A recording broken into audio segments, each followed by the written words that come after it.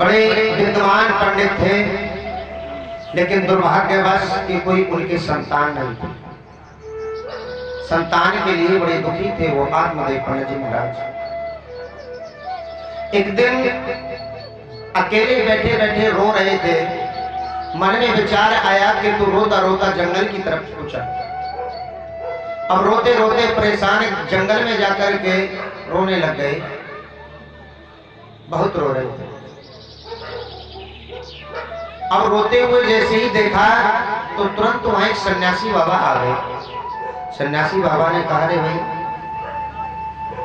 यहाँ ये कोई विद्वान, भैया तुम क्यों रो रहे हो? देखो पीछे बातें शुरू हो गई। हाँ, दूसरी कथा चल रही है, भागवत से बड़ी कथा चल रही है। सही बात है। देखिए, जब आप बातें करोगे नहीं तो कोई बात आपको समझ में नहीं आएगी, लेकिन मैं वादा करता हूं कि अगर आप ध्यान से कथा को सुनोगे तो ना जाने कौन सी ऐसी बात आपको मिल जाए जो आपका जीवन सुधर जाए। बाकी हम तो 7 दिन की कथा करेंगे, आप सुनो या ना सुनो। पंडित जी महाराज रो रहे थे।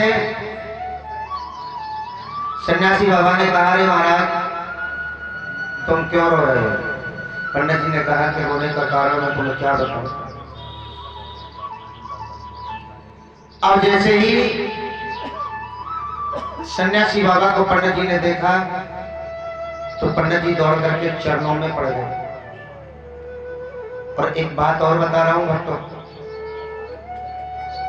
अगर कोई ब्राह्मण या कोई सच्चा संत अगर आपके सर पे सच्चे मन से हाथ रख दे तो इस सच्चाई बता रहा हूं कि समझो कल्याण है। कल्याण हो गया सच्चे मन से, सच्चे भाव से।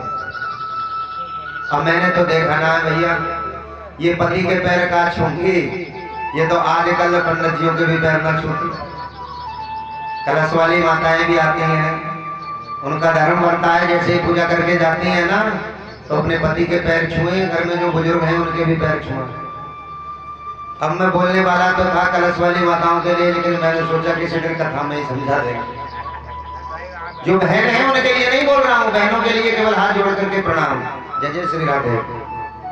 जो माताएं हैं अपने बुजुर्गों के पैर छूने चाहिए, ब्राह्मणों के पैर छूने चाहिए। पैर भी हर किसी व्यक्ति के नहीं छूने चाहिए, ये भी सच्चाई है। क्यों? पैर छूने से होता क्या है? अगर हमने पैर छुए और सामने वाले ने दारू पी रखी है तो उसने जो दारू पी है ना उसका अंश एक तुम में भी आ जाएगा, ये सच्चाई है। विद्वानों के पैर क्यों छूते हैं? आप हमारे पैर क्यों छुओगे? यही समझ करके छुओगे कि गुरुजी ये बड़ी बड़ी अच्छी कथा सुनाते हैं। ना जाने गुरुजी हमारे सर पे हाथ रख दें और गुरुजी की जो दिमाग है, जो बुद्धि है, जो ज्ञान है, थोड़ा सा हमें भी आ जाए। इसलिए हम बुजुर्गों के और ब्राह्मणों के पैर छूते हैं। बोले गोविंद भगवान की जय। देखिए, पैर किस किस को और किस किस के नहीं छूने चाहिए, ये भी तुम्हें बता रहा हूं। देखिए, दामाद को कभी अपने ससुर के पैर नहीं छूने चाहिए, ये सच्चाई है। भांजे को कभी मामा के पैर नहीं छूने चाहिए। कुंवारी कन्या को कभी पैर नहीं छूने दें। कभी अगर पतिदेव सो रहे हैं या सास ससुर सो रहे हैं, कभी सोते हुए व्यक्ति के पैर नहीं छूने चाहिए, ये भी सच्चाई है। और अगर हम शमशान घाट से लौट करके आ रहे हैं और घर हमारे मेहमान हैं तो कभी उनके पैर नहीं छूने चाहिए। और सन्यासी और गुरु, गुरु कौन होते हैं? ब्राह्मण। हर किसी के गुरु होते हैं। और सन्यासी साधु संत, बड़ी अच्छी अगर किसी की जिंदगी है तो वो संतों की है। कि हम गृहस्थ जीवन में आकर के मोह माया में ऐसे फंस गए कि हम भगवान का भजन भी नहीं कर सकते। लेकिन जो सन्यासी होते हैं ना, उन्हें केवल भगवान के भजन से ही मतलब है, उन्हें किसी के से मतलब नहीं। लेकिन अब ऐसे सन्यासी भी ना रहे। लेकिन आज भी 10-20% ऐसे संत हैं, मैंने भी दर्शन किए हैं, जिनके दर्शन करने मात्र से ही जीवन धन्य हो जाता है। तो मेरा हाथ जोड़ करके सभी से निवेदन है, माताओं से, कि देखिए कथा में जो आप सुन रहे हैं, कम से कम कुछ तो उसका पालन करें। अगर कल को जाकर के तुमने सुबह सुबह उठे और पति के पैर छू लिए ना, तो पति देव भी जो कहेंगे यार गुरु जी बड़े अच्छे है, ये कथा सुनाते हैं। बोले गोविंद भगवान की। उसमें तुम्हारा भी नाम बढ़ेगा और हमारा भी नाम बढ़ेगा।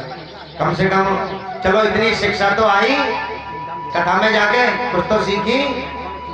और देखिए ऐसा करना मत कि कथा में बात सुनी और मंदिर के गेट से बाहर गई, सब भूल गई। एक सेठानी कथा सुनने जाती थी, रोज बोलते थे। अब जैसे हम समझा रहे हैं, ऐसे गुरु जी कथा सुनाते थे कि पति की सेवा करते हैं, पति के कहने में चलते हैं। अब वो कथा सुन करके आई, उनके पति थे, बोले अरे आ गई कथा सुन के, क्या आ गई, क्या क्या बताया आज गुरुजी ने? बोले गुरुजी ये कह रहे हैं कि पति के पैर छूना है, पति की सेवा करें। अब कुछ समय बाद 2-4 मिनट बीत गई, पति थे बोले अरे कहाँ गई? बोले हाँ जी, एक गिलास पानी लाइयो। क्या और सन्यासी मेरी वजह से प्यासे बैठा हुआ था। देखिए कैसे हरी तकी कथा में से आई हूँ, आके बर्तनों पे लग के पानी भी मुझे मांग रहा हूँ। अरे खुद भी तो लेके पी सके। ऐसी कथा सुनी भी बिल्कुल बेकार। कथा वही है, और कथा समझ में किस व्यक्ति के आती है? जो घर से अन्न लेकर के आते हैं। इसलिए तो अन्न का लाना जरूरी है। क्यों? कि जब हम गुरु से कुछ दीक्षा लेते हैं, ज्ञान लेते हैं, तो गुरु जी को दक्षिणा भी देनी पड़ती है। और दक्षिणा सबसे बड़ी अन्न की दक्षिणा जब हम घर से लेकर के चलते हैं, तो ऐसे मानो ये ज्ञान जो मैं तुम्हें बता रहा हूं, ये तुमने खरीद लिया, ये तुम्हारे जीवन में काम आएगा। बोलिए श्रीमद् भागवत महापुराण की जय। अब आत्मदेव पंडित जी महाराज बड़े उदास बैठे थे, और सन्यासी बाबा ने पूछा भाई तुम क्यों परेशान हो? खाना नहीं खाया? पंडित जी महाराज बोले अरे खाना तो खा लिया। पत्नी से लड़ाई हो गई? बोले ना, पत्नी से लड़ाई हुई। फिर क्या हुआ, क्यों रो रहे हो जंगल में आकर? बोले महाराज मेरे पास सब कुछ चीज है, लेकिन कोई संतान नहीं है। अब सन्यासी बाबा ने कहा, संत जी ने कहा संतान नहीं है तो संतान के लिए जंगल में रोने आए हो? क्या करूं महाराज, मैं रोने नहीं आया, मैं तो आत्महत्या करने आया हूं। सब चीज है मेरे पास, लेकिन संतान नहीं है, कहां जाऊंगा, किसको सौंपूंगा? सन्यासी बाबा ने कहा देखिए ये मोह माया छोड़ दो और सन्यासी बन जाओ। सन्यास से बड़ी कोई जिंदगी नहीं है, केवल भगवान का भजन करो। अब आत्मदेव पंडित जी बोले ऐसा है महाराज, तुमने मेरे सिर पे हाथ रख दिया, अगर मुझे संतान नहीं मिली तो समझ लो यही माथा टेक टेक के पटक पटक के मर जाऊंगा तुम्हारे चरणों में। अब संत जी ने देखा, अरे पंडित जी मैंने तुम्हारी मस्तक रेखा देखी है, तुम एक जन्म तो क्या 7 जन्म तक भी तुम्हारे कोई संतान नहीं है। अब जैसे ही बाबा ने कहा कि तुम्हारे 7 जन्म कोई संतान नहीं है, अब तो और तेज रोने लगे पंडित जी महाराज। अरे मैं तो 1 जन्म की रो रहा था, तो मैं तो 7 जन्म की और भविष्यवाणी कर दी महाराज, अब नहीं छोड़ूंगा। अब तो उनके पैरों में पड़ गए और पैर पकड़ पकड़ के रोने लगे। बोले महाराज जाने नहीं दूंगा, यही सर पटक पटक के मर जाऊंगा। मुझे नहीं पता, मुझे संतान चाहिए। संत ने कहा कि भैया इससे अच्छा तो पहले ही ठीक था, कहां से पल्ले पड़ गया। मैंने दुआ सलाम क्या की इसकी राजी खुशी क्या ली है तो मेरे पीछे ही पड़ गए। अब मैं कहां से संतान दूं, क्योंकि 7 जन्म भी संतान नहीं है। देखिए ये सच्चाई बता रहा हूं उन भक्तों के लिए जिसके नसीब में अगर किसी ने ये कह दिया हो ना कि 7 जन्म भी तुम्हारे कोई संतान नहीं है, तो हमारे कर्म हमारी भाग्य की रेखा को बदल देते हैं। ये सच्चाई है। अगर भगवान ने आपके भाग्य में ये लिख दिया है कि तुम्हारे भाग्य में संतान नहीं है, तो मैं व्यासपीठ से वादा करता हूं कि आपके कर्म आपके भाग्य की रेखा को बदल सकते हैं। उन पंडित जी महाराज ने इतनी पूजा पाठ किया, अनुष्ठान किया। अब संत जी ने कहा ये मानेंगे नहीं, चलो एक काम करो। संत जी ने निकाला फल, अपनी झोली जोड़ दे दिया पंडित जी महाराज को, बोलो ये फल ले जाओ और अपने पत्नी को जाकर के दे दो, जाओ सब काम हो जाएगी। बोले गोविंद भगवान की जय। इसलिए ब्राह्मणों की बात और संतों की बात कभी मिथ्या नहीं होती। फल को लेकर के पंडित जी महाराज घर आ गए और अब तो रो रहे थे, लेकिन पंडित जी महाराज नाचने लग गए, हम तो पुत्र मिल जाएगा। हंसने लगे, नाचने लगे। पंडितानी के पास आए, अरे सुनती हो पंडितानी, अरे सुनती हो पंडितानी। दौड़ी दौड़ी आई, आज पंडित जी कैसे नाच रहे हैं, दरवाजे पर कैसे नाच रहे हैं आज पंडित जी। अब से पहले मैंने कभी नाचते ना देखे, हमेशा उदास देखे, रो रहे, लेकिन आज कैसे नाच रहे हैं। अरे पंडित जी क्या हुआ, क्या हुआ? देखो आज मैं ऐसा फल लाया हूं जिसको खाने से संतान हो जाएगी। अब पंडितानी ने माथे में हाथ मारा, अरे पंडित जी तुम्हारी खोपड़ी खराब हो गई। कहीं फल खाने से संतान की प्राप्ति होती है क्या? तुम्हारी बुद्धि चल गई पंडित जी, तुम पागल हो गए संतान के चक्कर में। चलो जब नहीं मानते हो कोई बात नहीं, लाओ मैं खा लूंगी। और एक काम करो पंडित जी, अभी मैंने स्नान नहीं किया, तुम जाके बैठो, मैं स्नान करके खाऊंगी। अब पंडित जी महाराज तो चले गए। उन्होंने सोचा, पंडितानी ने बड़ी होशियार थी पंडितानी, पंडित जी बड़े सीधे। अब पंडितानी ने सोचा ये फल खा करके मैं क्या करूंगी, पंडित जी तो पागल हो गए संतान के चक्कर में। जब हमारे नसीब में ही संतान ना है तो कहां से होगी। इससे अच्छा मैं ये फल अपनी बहन गौ माता को दे दूंगी। उनके घर देखिए तुलसी का पेड़ था, वो सूख गया पंडित जी महाराज के घर। एक गाय थी, वो भी बांझ हो गई। और ये मैं सच्चाई बता रहा हूं भक्तों के लिए, अगर जिसके घर तुलसी का पेड़ हो और तुलसी का पेड़ अगर सूखने लग जाए तो आपके घर ये संकेत है कि तुम्हारे घर विपत्ति का समय आ रहा है, तुम्हारे घर दुख का समय आ रहा है। अगर तुलसी का पेड़ सूख जाए, गौ माता बांझ हो जाए।